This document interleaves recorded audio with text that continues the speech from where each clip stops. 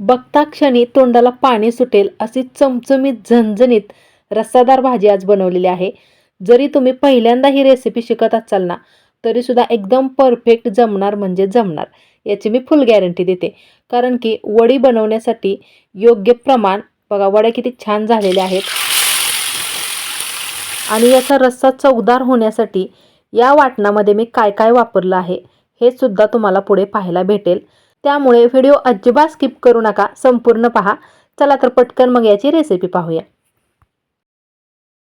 कढईमध्ये अगदी थोडंसं तेल मी घेतलेलं आहे. तेल तापल्यानंतर त्यामध्ये साधारण 1 चमचाभर जिरे घातले. जिरे चांगले फुलले की पटकन त्यामध्ये किसून घेतलेलं खोबरं घालायचं आहे आणि हे सुक्कं खोबरं मी किसलं होतं. साधारण अर्धी वाटी खोबऱ्याचा किस होता. चांगला लालसर होईपर्यंत परतून घ्यायचा आहे. तर व्यवस्थित चांगलं हे भाजून घेतलेलं आहे. पहा, आता मी एका ताटामध्ये काढते आणि याच कढईमध्ये 2 मोठे चमचे पांढरे तीळ घालते. तीळ सुद्धा भाजून घ्यायचेत आणि इथे मात्र मी तेलाचा वापर केलेला नाही.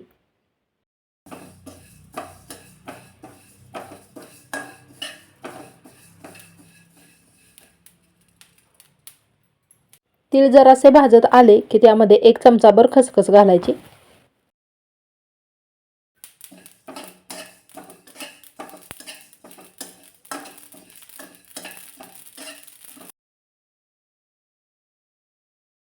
तर चांगलं हे दोन्ही पण मी भाजून घेतलेलं आहे. आता हे सुद्धा काढून घेते. अगदी थोडंसं 1 छोटा चमचा तेल मी कढईमध्ये गरम करायला ठेवलेलं आहे आणि त्यामध्ये साधारण 1 प्लेटभर चिरलेला कांदा घातला.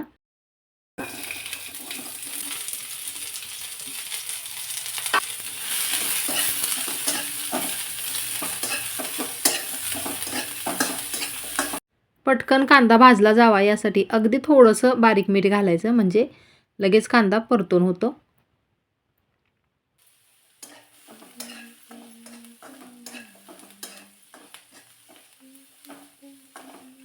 चांगला लालसर कलर येईपर्यंत कांदा मी परतून घेतलेला आहे.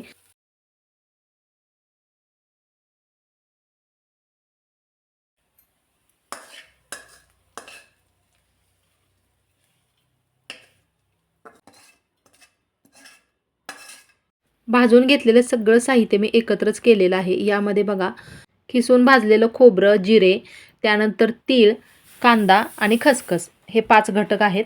आता हे जरासं थंड करून घ्यायचे. थंड झाल्यानंतर मिक्सरच्या भांड्यामध्ये काढून घ्यायचं आहे.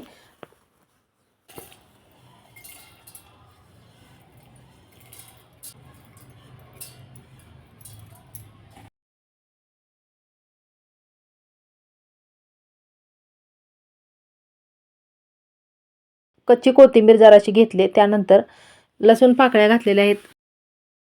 आलं सुद्धा घालायचं आहे.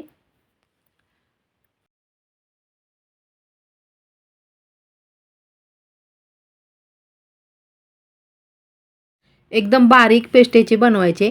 यासाठी अगदी थोडंसं पाणी घातलेलं आहे. पाणी घातलं ना छान असं बारीक होतं.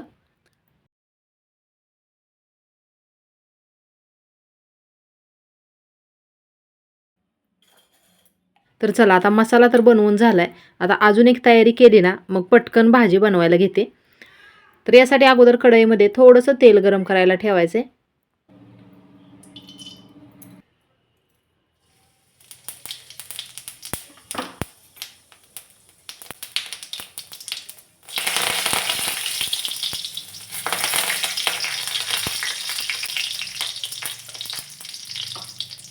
तेल तापल्यानंतर त्यामध्ये जिरे आणि कढीपत्ता घातला आणि लगेचच मी गॅस बंद केला.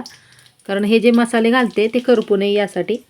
चांगला खमंगपणा येण्यासाठी सगळ्यात अगोदर अर्धा चमचा इथे गरम मसाला घेतलेला आहे. त्यानंतर घरगुती काळा मसाला, तो सुद्धा अर्धा चमचा वापरला आहे. तिखटाचं प्रमाण तुमच्या आवडीनुसार कमी जास्त ठेवा. थोडंसं हिंग घातलं. याला कलर छान येण्यासाठी अगदी थोडीशी पाव चमचा हळद घालते. मैत्रिणींनो, तुम्हाला एक छोटीशी विनंती आहे. रेसिपी थोडीशी जरी आवडली तर प्लीज लाईक, शेअर आणि आपल्या चॅनलला सबस्क्राईब करायला मात्र अजिबात विसरू नका.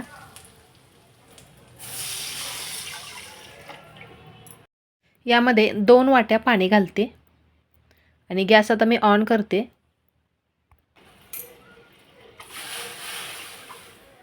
चवीनुसार मीठ घालायचं आहे आणि त्यानंतर याची चव आणखीनच वाढण्यासाठी थोडीशी धनेपूड आणि थोडीशी जिरेपूड घालायची. साधारण अर्धा चमचा इथे मी धने जिरेपूड वापरते. कच्ची कोथिंबीर सुद्धा घालायची आहे. आता याला चांगला खमंगपणा येण्यासाठी हा जो मसाला बनवलाय ना, यातला थोडासा मसाला साधारण 1 चमचाभर मसाला यामध्ये मी घालते. खूप भारी चव लागते. गॅस फास्ट करून याला चांगली उकळी येऊन द्यायची आहे बघा. तर हळूहळू याला उकळी यायला लागली की मग गॅस कमी करायचा आणि 2 वाट्या पाणी वापरलं होतं, तर 1 वाटी बेसन पीठ याला पुरेसं होतं.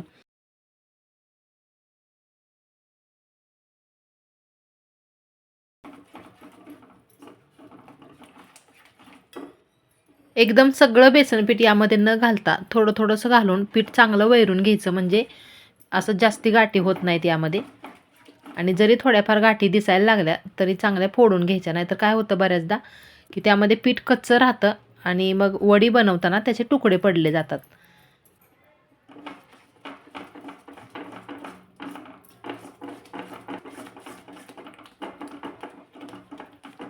आता जरी हे पीठ पातळ वाटत असलं तरी जसं जसं हे शिजेल तसं याला घट्टपणा येतो.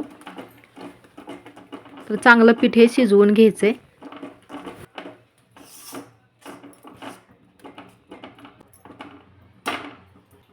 गॅसची फ्लेम एकदम कमी ठेवायची आणि 1-2-3 मिनिटाकरता यावरती झाकण ठेवायचंय.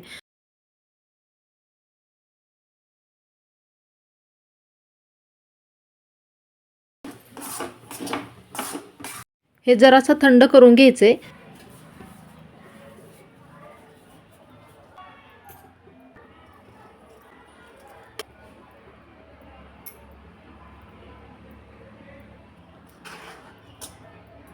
ताटाला अगोदर तेल लावलं आणि त्यामध्ये मग हे शिजवून घेतलेलं बेसन पीठ सगळं ताटामध्ये पसरून घ्यायचंय.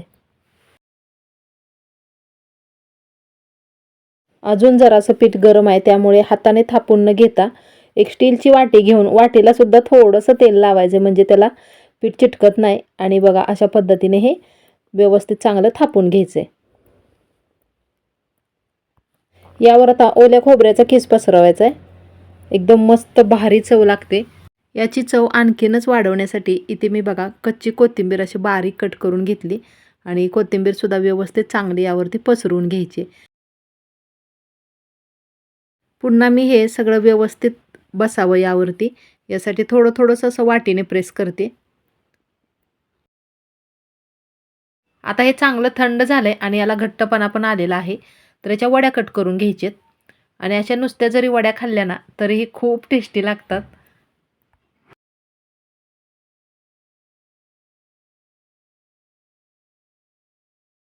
तर अशा पद्धतीने याच्या त्रिकोणी आकारामध्ये वड्या मी कट करून घेतलेल्या आहेत.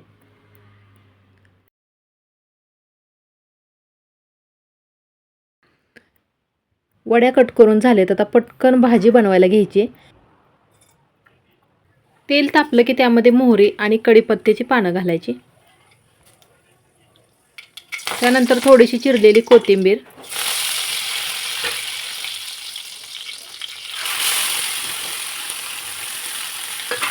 आणि त्यामध्ये वाटून घेतलेला मसाला घालायचा.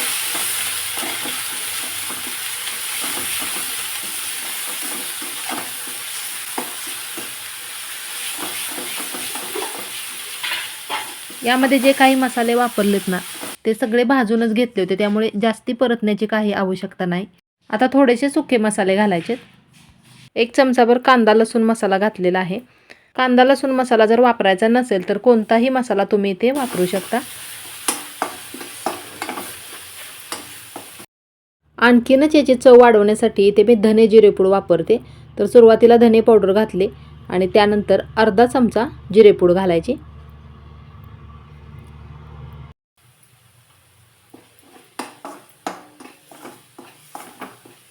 थोडा वेळ परतून घेतल्यानंतर यामध्ये तिखट घालायचे.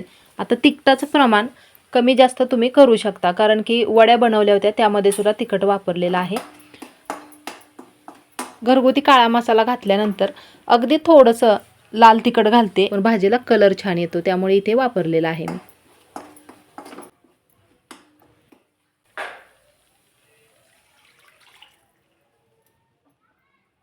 साधारण 2 ते 2.5 ग्लास पाणी इथे मी वापरते पहा.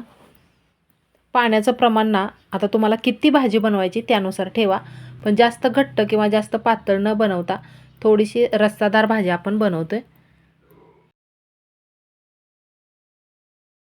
आता यामध्ये जेवढं पाण्याचं प्रमाण आहे त्यानुसारच मीठ घालायचं आहे, कारण वड्या बनवलेत त्या वड्यामध्ये सुद्धा मीठ घातलं होतं. आता जास्ती काय याला शिजवत बसण्याची आवश्यकता नाही, फक्त एक उकळी येऊन द्यायची आणि उकळी आल्यानंतर बघा मी आता गॅस बंद करते आणि जसं जसं हे थंड होईल ना तसं तसं यावरती तरी किती छान यायला लागले बघा. अजून जरासं थंड झाल्यानंतर एकदम छान अशी तरी येते. आता या बेसन पिठापासून बनवून ठेवलेल्या वड्या उकळत्या आमटीमध्ये न घालता जेवायच्या वेळेला जेव्हा आपण प्लेटमध्ये ही आमटी घेऊ तेव्हा त्या आमटीमध्ये चुरून खायच्या असतात. चपातीसोबत, भाकरीबरोबर किंवा भातासोबत कशासोबत पण खावा, एक नंबर भाजी लागते. नक्की बनवून बघा, मला खात्री आहे तुम्हाला सुद्धा ही रेसिपी नक्की आवडणार.